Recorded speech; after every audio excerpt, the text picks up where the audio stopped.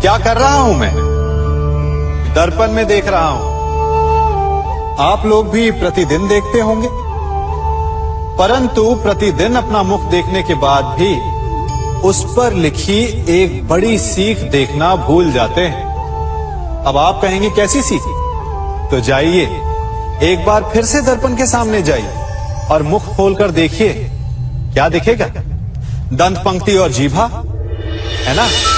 अब विचार कीजिए, दंत जन्म के पश्चात आते, एक नहीं 2 बार आते, परंतु मृत्यु से पूर्व नष्ट हो जाते हैं। और जीभा जन्म पहले से होती है, परंतु मनुष्य के मृत्यु के पश्चात भी उसके अस्तित्व में रहती है ना आश्चर्य की बात?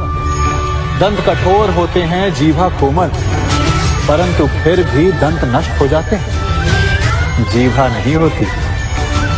यही रहस्य है कि हठी और कठोर लोग शीघ्र नष्ट होते हैं और कोमल लचीले आवश्यकता के अनुसार स्वयं में परिवर्तन ला सकने में सक्षम लोगों का ही अस्तित्व रहता है। अर्थात परिस्थितियों के अनुसार स्वयं को लचीला बनाना सीखिए और आपका जीवन सरल हो जाएगा। संबंध एक सहारा होता है जीवन का, और संबंधी वो होते हैं जिनसे आवश्यकता पड़ने पर सहायता मांगी जा सके, जिन पर विश्वास किया जा सके कि बुरे समय में वो हमारे काम आएंगे। कभी ऐसा भी हुआ होगा कि आपके पास कोई सहायता मांगने आया, या ऐसा भी हो सकता है कि आप किसी के पास सहायता मांगने गए हैं, परंतु प्रश्न ये उठता है कि क्या केवल किसी के मंतव्य में उसकी सहायता इसीलिए कर देनी चाहिए क्योंकि वो आपका संबंधी है? अब आप कहेंगे कि ये कैसा प्रश्न हुआ? तनिक सोचिए, एक अस्त्र बनाने वाला जब अस्त्र बनाता है तो ये अस्त्र किसको देना है उसका अधिकार उसी के पास होता है। वो चाहे तो ये अस्त्र किसी को भी दे सकता है, वो एक सैनिक को भी दे सकता है या एक डाकू को भी, और यही अस्त्र 2 भिन्न कार्य कर सकती है। यदि डाकू के हाथों में आ गई तो उसका भय दिखाकर वो लोगों को लूटेगा, निरपराधों का रक्त बहाएगा। सहायता करने वाले की भी अवस्था ऐसी ही होती है। इसलिए किसी की सहायता करने से पूर्व ये विचार कर लेना आवश्यक है कि किसे क्या, कब और कितनी सहायता देनी चाहिए कि उसका दुरुपयोग ना हो। यदि आपकी सहायता से कोई अधर्म हुआ तो उसके उत्तरदायी आप ही होंगे। जीवन में कई बार ऐसे अवसर आते हैं कि आप लोगों से मिलने जाते हैं और उनसे कुछ आकांक्षाएं भी रखते हैं, और कई बार जीवन में ऐसे अवसर भी आते हैं कि लोग आपसे मिलने आते हैं। इसलिए अतिथियों का सम्मान करने से पूर्व सदा कुछ बातों को स्मरण रखना आवश्यक होता है। यदि कोई आपके पास मिलने आता है तो उसके 3 कारण हो सकते हैं। पहला कारण होता है भाव, दूसरा अभाव और तीसरा प्रभाव। तो जैसा अतिथि उसको वैसा ही सम्मान दे। यदि आपके पास कोई भाव से आए तो उसे केवल आपका प्रेम चाहिए, आपका सानिध्य चाहिए, और यदि कोई अभाव में आया तो उसकी उतनी सहायता अवश्य करें जितना आप करने में सक्षम हो, परंतु इतनी अधिक भी ना करें कि वो उस सहायता का दुरुपयोग कर बैठे। और यदि कोई प्रभाव में आया तो स्वयं पर अभिमान ना करें, क्योंकि कभी ना कभी जीवन में आप भी भाव, अभाव और प्रभाव के चक्रव्यूह में फंस सकते हैं।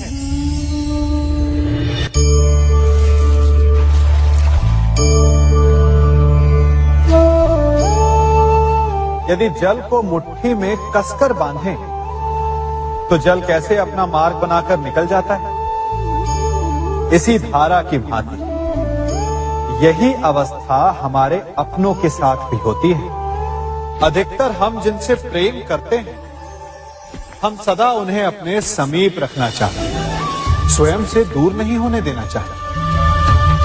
चिंता करते हैं, भय खाते हैं कि कहीं उनके साथ या उनसे कुछ बुरा घटित ना हो जाए, और ऐसे में हमारे अपने ही हमसे दूर हो जाते हैं, ठीक मुट्ठी में बंधे जल की भांति। इसलिए जिनसे आप प्रेम करते हैं, उन्हें स्वतंत्र कर दीजिए, उनकी सोच को स्वतंत्र बनने दीजिए, उन्हें अपने मार्ग स्वयं ढूंढने दीजिए, क्योंकि आप सदा उनके साथ उन्हें मार्ग दिखाने के लिए नहीं रहने वाले। इसलिए अपनों के साथ अवश्य रहें, परंतु उन्हें बांधे नहीं।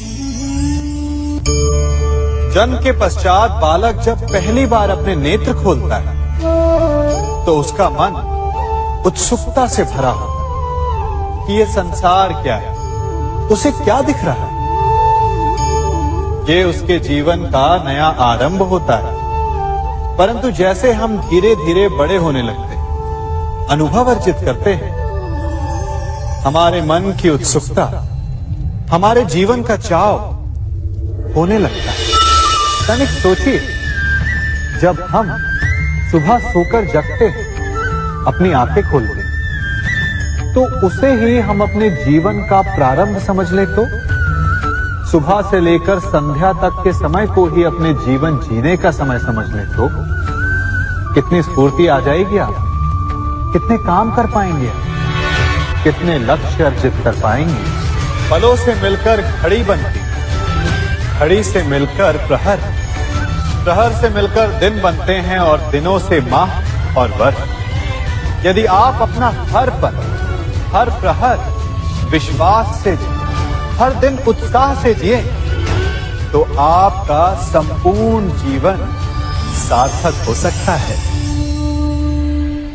मनुष्य अपना जीवन विश्वास पर जीता है, परंतु विश्वास किसका? तनिक सोचिए, किस पर विश्वास है आपको? महापुरुषों की कही बातों पर, ग्रंथों में लिखे ज्ञान पर, माता पिता की सीख पर, या मित्रों के दिए गए निर्देशों पर, या फिर मेरी कही बातों पर? ये सब विश्वास अपूर्ण है जब तक आपको स्वयं पर विश्वास ना हो। यदि विश्वास करना है तो पहले अविश्वास करने के विज्ञान को भी सीखना चाहिए। आप किसी की बातों पर विश्वास न करें, आप अपने मन से पूछें, अपनी अंतर आत्मा से प्रश्न करें, और जो उत्तर मिलेगा वही सबसे उचित होगा। जब आप अपने मन, अपनी अंतरात्मा पर विश्वास करना सीख जाएंगे, तो नीति ज्ञान सब आपके भीतर से स्वतः उमड़ेगा। और यदि आप स्वयं पर ही विश्वास ना कर पाए, तो धर्म ग्रंथों में लिखे श्लोक, महापुरुषों की वाणी, माता पिता की सीख या मित्रों का निर्देश कोई भी लाभ नहीं दे पाएगा। एक पिता होने के नाते आप अपनी संतान के लिए क्या करते हैं? उसके लिए बहुत सारी सुविधाएं जुटाते, बहुत सारा धन कमाते है ना? और क्या आपको ऐसा लगता है कि यही उचित है आपकी संतान के लिए? इस पंछी को देख रहे हैं, ये भी संतान को जन्म देता है, उन्हें पालता है, पोसता है, उड़ना सिखाता है और भोजन का प्रबंध भी करना सिखाता है। परंतु उनके बड़े हो जाने के बाद उनके लिए अलग से घोंसला नहीं बनाता। क्यों? क्योंकि यदि इसने संतान को सब कुछ करके दे दिया, तो संतान क्या करेगी? वो अपनी संतान को तब तक भोजन कराता है जब तक उसकी संतान स्वयं भोजन का प्रबंध करने में सक्षम नहीं हो जाती। और उसका लाभ यह मिलता है कि उसी की भांति उसकी संतान आत्मनिर्भर बनती है। इसलिए अपनी संतान को उतनी ही सुविधाएं दें जितनी आवश्यक है। मोह को त्यागें। आपका उनसे मोह उन्हें कभी आत्मनिर्भर नहीं बनने देगा। अपनी संतान को कर्म करना सिखाइए। यदि आपकी संतान कर्म करना सीख गई तो वो धन स्वयं कमा लेगी। और यदि वो आलसी अकर्मण्य बन बैठे तो आपके संचित धन का भी नाश कर देगी। संसार में सबसे बड़ा संबंध कौन सा है? अब आप पूछेंगे कि यह कैसा प्रश्न हुआ? इसका उत्तर तो बड़ा सरल है, यही ना? परंतु इस प्रश्न के भी कई उत्तर हैं। कोई कहेगा माता और पुत्र का संबंध, तो कोई कहेगा पिता पुत्री का संबंध, तो कोई पति पत्नी का, और तो कोई भक्त और भगवान का संबंध।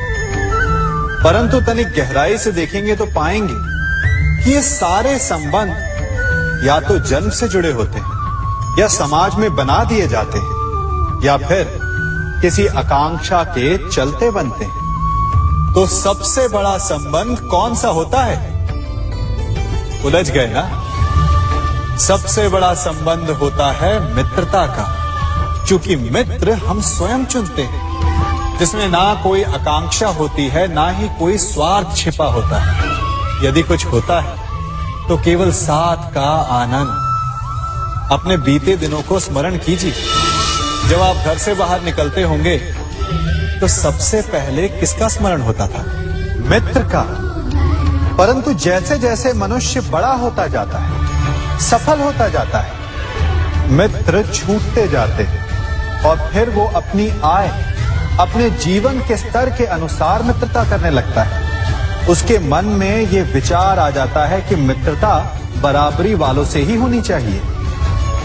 यही सोच अनुचित है, क्योंकि मित्रता बराबर वालों से नहीं होती, मित्रता हमें बराबर करती है। इसलिए नए मित्र अवश्य बनाइए, परंतु अपने पुराने मित्रों को भूलिएगा मत।